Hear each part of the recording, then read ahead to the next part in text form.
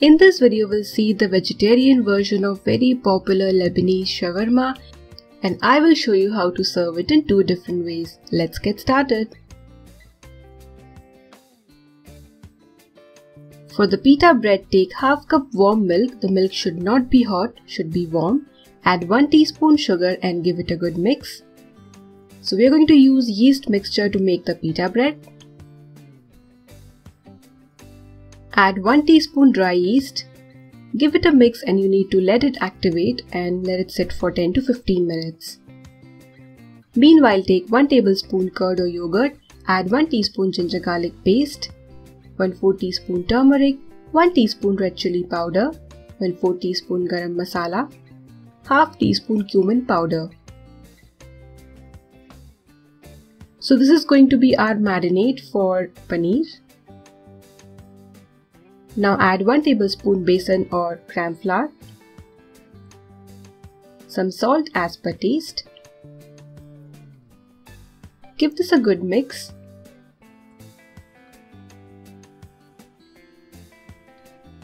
Do not add any water, no additional water should go in this paste. It should be thick like this. And here I've got a block of 200 gram paneer or cottage cheese. So I'm applying it well on the paneer.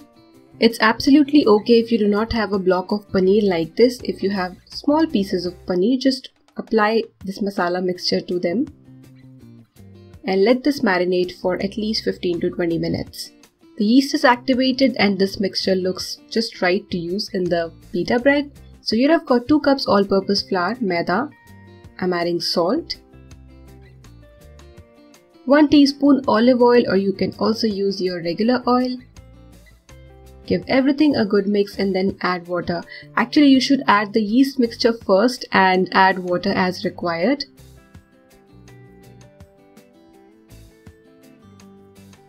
Make a medium soft dough.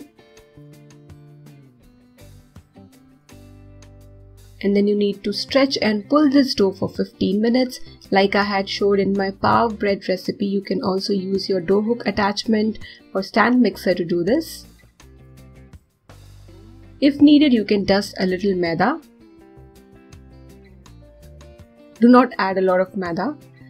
Now apply half teaspoon oil.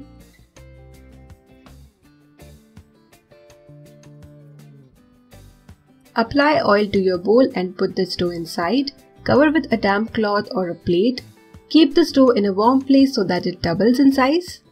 Meanwhile, let's prepare the garlic sauce. So for that, to your mixer grinder jar, add 1/4 cup garlic, salt as per taste, 2 tablespoon lemon juice.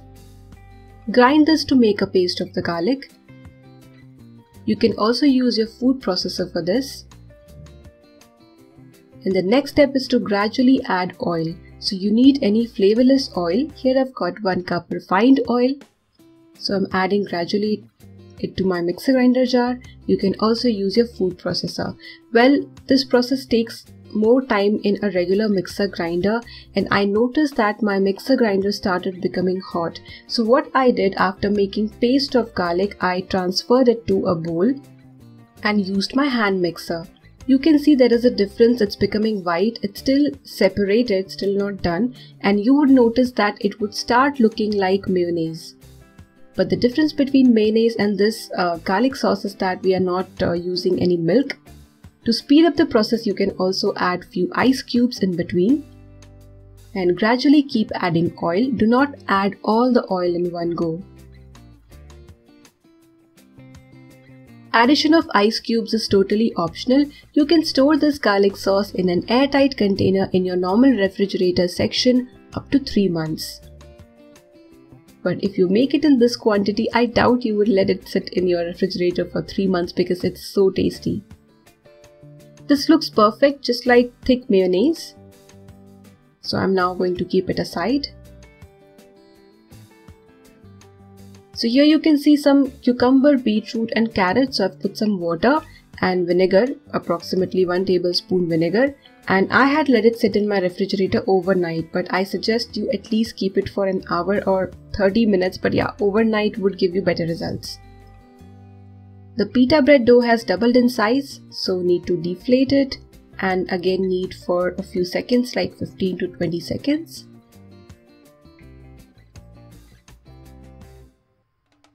Divide this dough into equal sized portions. So just like a regular paratha or roti, we are going to make the pita bread. Like normal roti. Take one portion, sprinkle some maida and roll it like a paratha, thickness of a paratha. Meanwhile, keep your tawa or griddle on the gas stove or your induction, and the flame should be medium. Now you need to increase the flame and it should be between medium to high. Cook it on one side for 10 to 15 seconds and then flip over. And now this side should be done really well. Use a cloth so that the edges are also cooked well. And then it should puff like this, like a normal paratha or roti. Repeat this to make the rest of the pita breads.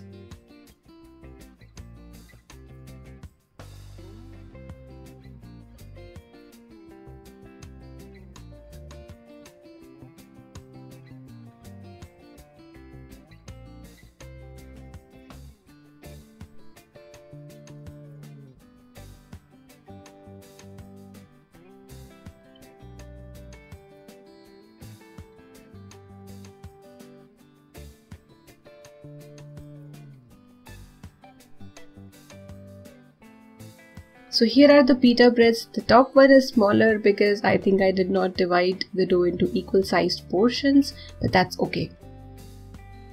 Now next step is to grill the marinated paneer. I know it's a little lengthy recipe, but the end result is just worth it. Heat some oil in your pan or tawa and put the paneer piece. Keep the flame medium and grill this paneer piece on all the sides, sides as well as top and bottom. And then take it out on a plate.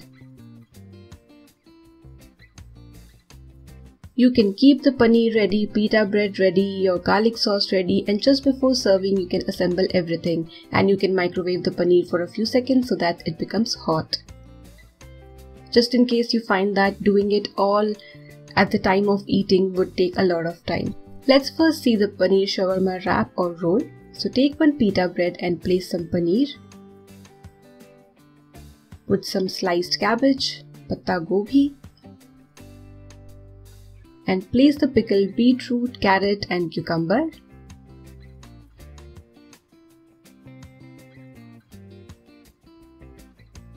And put some garlic sauce, so put as much as you like. And yes, you can store the leftover in your refrigerator and it would stay good up to 3 months. And there you go. Our first paneer wrap is ready. Now for the open shawarma, take one pita bread and divide it into small triangles. I'm using my pizza cutter, but you can also use your knife.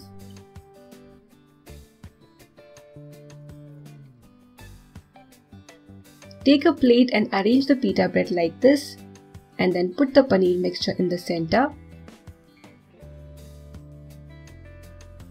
Some cabbage.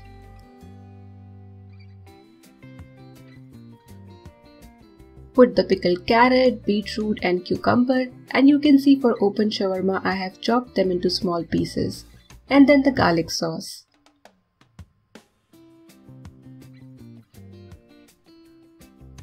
Do give this recipe a try and enjoy!